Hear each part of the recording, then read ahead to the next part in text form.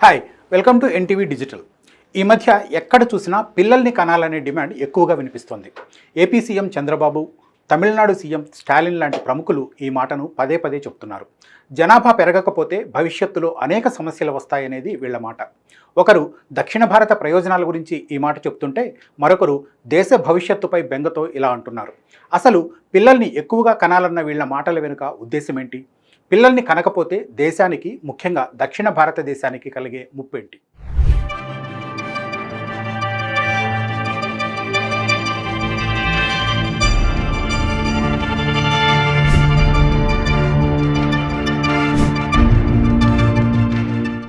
దేశంలో జనాభా తగ్గిపోతుండడంపై దక్షిణాది రాష్ట్రాల ముఖ్యమంత్రులు ఆందోళన చెందుతున్నారు. ఎక్కువ మంది పిల్లల్ని కంటే ప్రోత్సాహకాలు ఇస్తామని ఆంధ్రప్రదేశ్ ముఖ్యమంత్రి చంద్రబాబు ప్రకటించారు. కొత్త జంటలు 16 మంది పిల్లల్ని కనాలని తమిళనాడు సీఎం స్టాలిన్ సూచించారు. ప్రపంచంలో అత్యధిక జనాభా కలిగిన దేశాల్లో భారత్ 2వ స్థానంలో ఉంది. పెరుగుతున్న జనాభాకు అనుగుణంగా ఆహారం, మౌలిక వసతుల కల్పన ప్రభుత్వాలకు భారంగా మారడంతో గతంలో జనాభా నియంత్రణ అమలైంది. ఒకరు లేదా ఇద్దరి కంటే ఎక్కువగా కనొద్దని కఠిన నిబంధనలు తీసుకొచ్చారు. ఇద్దరి కంటే ఎక్కువ మంది పిల్లలుంటే వాళ్ళు స్థానిక సంస్థల ఎన్నికల్లో పోటీకి అనర్హులుగా ప్రకటించారు. అయితే ఇదంతా గతం. కానీ ఇప్పుడు స్లోగన్స్ మారుతున్నాయి. ఇలాగే జనాభాను నియంత్రిస్తూ పోతే దేశం అనేక రంగాల్లో వెనుకబడిపోతుందనే ఆందోళన వ్యక్తమవుతోంది. అందులో భాగంగానే పలువురు ప్రముఖులు జనాభా పెంచాలనే డిమాండ్స్ మొదలుపెట్టారు.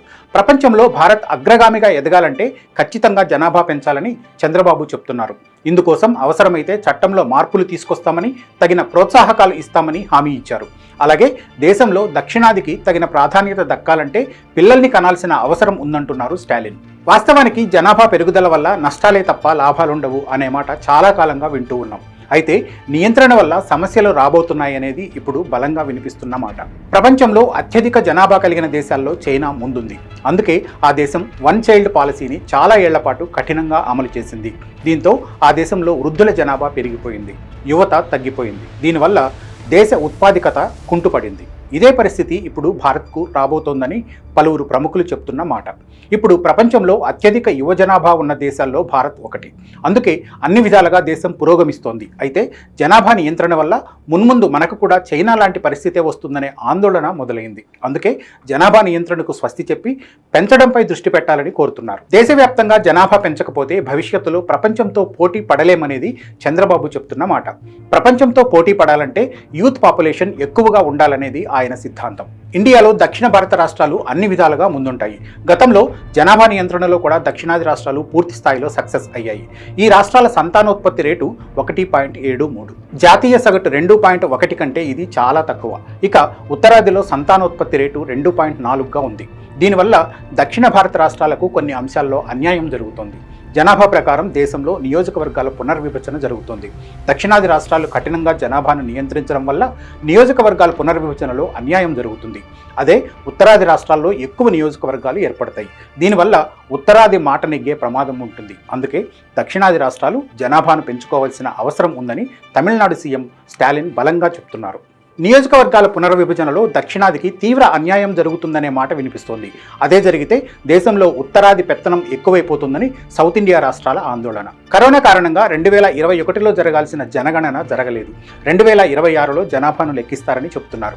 అప్పటి అంచనాల ప్రకారం లోక్సభలో 848 సీట్లు ఉంటాయని లెక్కగట్టారు.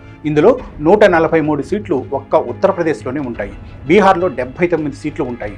మొత్తం దక్షిణ భారతానికి 164 సీట్లు మాత్రమే దక్కుతాయి. అంటే ఉత్తరప్రదేశ్, బీహార్ల ప్రాతినిధ్యం పార్లమెంటులో పెరుగుతుంది, దక్షిణాది రాష్ట్రాల ప్రాతినిధ్యం తగ్గిపోతుంది. అలాగే నిధుల విషయంలో కూడా దక్షిణాదికి తీవ్ర అన్యాయం జరగనుంది.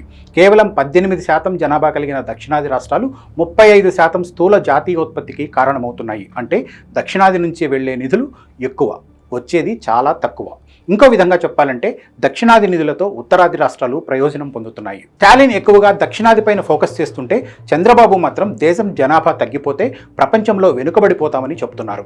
చైనా, జపాన్ లాంటి పరిస్థితులు రాకుండా ఉండాలంటే పిల్లల్ని కనాలంటున్నారు. ప్రస్తుతం భారత జనాభాలో 40% యువతే. తాజా అంచనాల ప్రకారం దాదాపు 49 కోట్ల మంది యువత దేశంలో ఉంది. ఇది ప్రపంచంలోనే అత్యధికం. అందుకే మన దేశంలో ఉత్పాదకత గణనీయంగా ఉంది. అదే 2049 నాటికి వీళ్ళంతా ముసలివాళ్ళైపోతారు. ఇలాగే జనాభాను నియంత్రిస్తూ పోతే అప్పటికి యువత భారీగా తగ్గిపోతుంది. దేశ ఉత్పాదకత కుంటుపడుతుంది. ప్రపంచంలో భారత్ వెనుకబడుతుంది. అందుకే ప్రపంచంలో భారత్ దూసుకెళ్లాలంటే యువత ఎక్కువగా ఉండాలి. లేకుంటే ఇప్పుడు చైనా, జపాన్ ఎదుర్కొంటున్న పరిస్థితి మున్ముందు భారత్ ఎదుర్కోవాల్సి రావచ్చు. అందుకే చంద్రబాబు పిల్లల్ని కనాలని ప్రోత్సహిస్తున్నారు.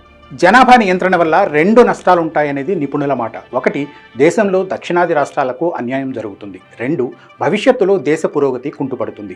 ఈ 2 సమస్యల నుంచి బయటపడాలంటే మన ముందున్న ఏకైక మార్గం పిల్లల్ని కనడమే. అయితే ఒకరిద్దరిని కని పెంచడానికే ఇప్పుడు తల్లిదండ్రులు అనేక ఇబ్బందులు పడుతున్నారు.